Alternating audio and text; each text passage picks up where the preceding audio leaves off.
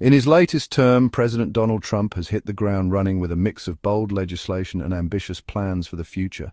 Here's a look at what he's accomplished so far and what's next on his agenda.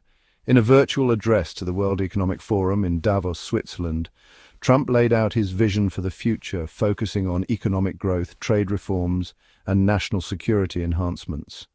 According to Reuters, Trump called for immediate reductions in interest rates and energy costs, which he described as critical to driving down the prices of goods and services. America is open for business again, he declared, emphasizing that his administration would push for aggressive corporate tax cuts, lowering the rate from 21% to 15%. He also urged American companies to prioritize domestic manufacturing. If it can be made here, it should be made here, Trump said, reiterating his commitment to job creation and reducing dependence on foreign imports. Let's move on to trade and energy policies.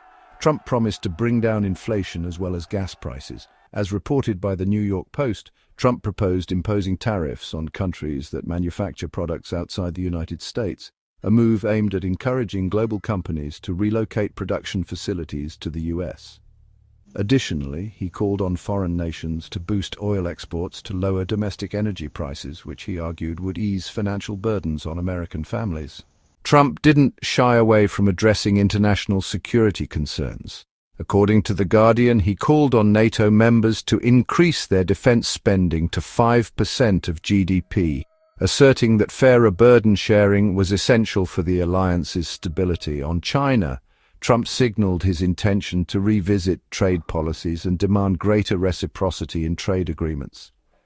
"We've been taken advantage of for too long, and that ends now," he said, hinting at tougher measures to protect American industries.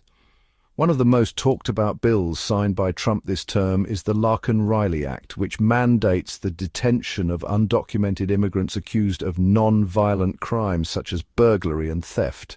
The law is named after Laken Riley, a Georgia nursing student who was tragically murdered by an undocumented immigrant in 2022, a case that sparked widespread outrage. According to The Times, Trump hailed the legislation as a win for American families during its signing ceremony, emphasizing that it prioritizes the safety of U.S. citizens. Supporters, including many Republican lawmakers, view it as a bold move to curb crime and hold undocumented immigrants accountable. However, the bill has faced significant backlash from immigration advocates and civil rights groups. Critics argue that it risks undermining due process and could lead to mass deportations.